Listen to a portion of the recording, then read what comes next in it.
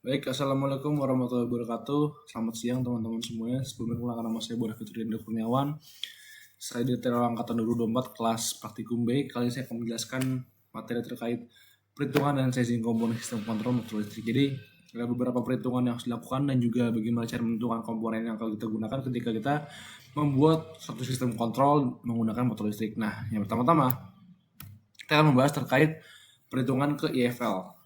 I_FL adalah arus yang ditarik motor listrik pada beban penuh atau disebut juga rated load saat bekerja pada tegangan dan frekuensi nominal. Nah, si motor ini tuh menarik I_FL ketika menghasilkan daya poros atau output sebesar ratingnya, yang dimana pada dalam kondisi normal. Artinya, di sini efisiensi dan faktor daya juga sesuai dengan blade. Nah, di sini biasanya ada rumus umum untuk motor 3 fase teman-teman. Di sini kita IFL sama dengan menggunakan P out atau daya keluarannya dibagi dengan akar 3 dibagi dengan VLL akar 3 kali VLL dibagi efisiensi daya dan juga dikali dengan cos theta teman-teman. Nah, ini untuk pencarian si arus yang tarik motor listrik atau disebut juga IFL teman-teman. Nah, sekarang kita berbicara terkait pemilihan komponen. Yang pertama di sini kita menggunakan salah satunya MCB. Nah, cara melakukan pemilihan MCB adalah di mana MCB ini harus dipilih berdasarkan arus pemilihan motor dan karakteristik inrush pada saat starting. Nah, dengan arus penuh motor, misalkan kita contoh IFL sebesar 9,23 ampere, maka MCB ditentukan sekitar 1,25 dikali dengan IFL-nya, yaitu berarti sekitar misalkan kita kali 1,25 dikali 9,23 maka hasilnya akan 11,5 ampere. Nah, untuk ini gunanya apa sih? Untuk menghindari noise strip akibat lonjakan arus saat starting. Digunakan MCB tipe C dengan rating 16. Nah, pemilihan ini menjamin proteksi hubung singkat dan overcurrent tanpa memutus beban normal motor.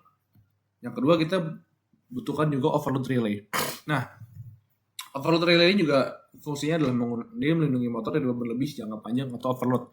Sesuai dengan namanya, jadi dia melindungi supaya tidak terjadi overload. Nah, relay overload ini atau overload relay ini dipilih berdasarkan rentang arus pengaturan yang mencakup IFL motor. Dengan arus penuh 9,23 ampere, digunakan overload relay dengan range 6-10 ampere dan setel pada 9,2 ampere. Kelas trip kelas 10 digunakan untuk beban normal. Kelas 20 dipilih jika motor memilih torsi start lebih tinggi. Jadi ada beberapa kelas yang digunakan kepada overload relay teman-teman. Di sini juga disesuaikan dengan motor, apakah motor yang memiliki torsi yang lebih rendah atau memiliki torsi yang lebih tinggi teman-teman. Nah, di sini sekarang kita juga butuh kontaktor. Nah, kontaktor sendiri ini dia itu dipilih berdasarkan rating AC 3 dengan ukuran 32 ampere untuk menjaga ketahanan kontak terhadap arus start. Dan terakhir ada kabel yang tentunya untuk menyambungkan komponen-komponen masing-masing. Yang dimana kabel ini dipilih berdasarkan kemampuan hangat arus dan batas penurunan tegangan. Jika misalkan kita berbicara tentang motor 5 kW, maka yang bisa dipakai adalah sekitar kabel 2,5, ketebalan 2,5 sampai 4 mm, teman-teman. Nah, itu mungkin udah masalah terkait komponen yang digunakan pada umumnya. Sekarang kita mencoba sizing rangkaian start data, teman-teman. Nah, di sini ketika sampai pada sistem start data, arus start dapat dikurangi hingga sepertiga dari metode dual starter atau direct online. Dengan asumsi arus start dual atau dual starter sebesar 6 kali arus penuh, yang artinya arus penuh kan 9,23 ampere, maka dikali 6, maka hasilnya adalah 55,35 ampere. Maka arus start saat start atau saat posisi start menjadi 31,97. Nah, berdasarkan nilai ini dapat nih supaya kita bisa mendapatkan sizing untuk komponennya. Yang dimana ada beberapa kesimpulan teman-teman. Di sini kita menggunakan main kontaktor AC3 dengan 32 ampere. Dan juga star kontaktor menggunakan AC3 32 ampere. Delta kontaktor ini sedikit berbeda teman-teman. Di sini kita memakai range di mana bisa menggunakan AC3 dengan range 32 sampai 40 ampere dan juga kabel daya dengan ketebalan 4 mm. Lalu overload relay menggunakan 6 sampai 10 ampere yang dimana dapat disetting di 9,2 ampere. Dan juga timer yang dimana ini bisa digunakan untuk 1 sampai 5 detik. Biasanya kita menggunakan 5 detik dengan dead time sekitar 0,3 detik atau kurang lebih 0,3 detik teman-teman. Nah, pemilihan itu bisa memastikan sistem start data bekerja lebih stabil, aman, dan juga sesuai standar teman-teman. Tentu juga kita juga memiliki safety yang terjadi seperti apa. Karena nggak cuma sekedar kebutuhan yang cari ketika kita memilih sizing komponen, maka di sini kita juga perlu safety-nya teman-teman.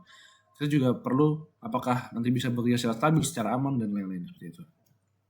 Nah di sini cheat sheet sizing sebagai panduan teman-teman. Di sini cheat sheet sizing berfungsi sebagai panduan cepat dalam menentukan ukuran komponen berdasarkan daya dan tegangan motor tanpa menghitung ulang. Nah biasanya tabel dari cheat sheet ini tuh memuat arus nominal atau IFL, ukuran kabel, rating MCB, kontaktor, serta overload rail untuk tiap kapasitas motor.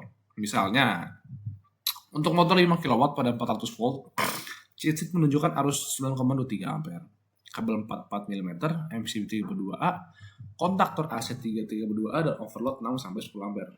Nah, penggunaan cheat sheet ini tuh mempercepat proses perancangan dan memastikan hasil perhitungan terukur. Jadi, meskipun kita bisa menghitung kayak menggunakan rumus ini, menggunakan rumus itu, kita kadang bisa menggunakan cheat sheet teman-teman. Emang biasanya bahkan pada dunia industri pun kita langsung menggunakan cheat sheet sizing. Jadi kayak misalkan motor yang ini butuhnya komponen ini nih, oke kita langsung eksekusi saja teman-teman.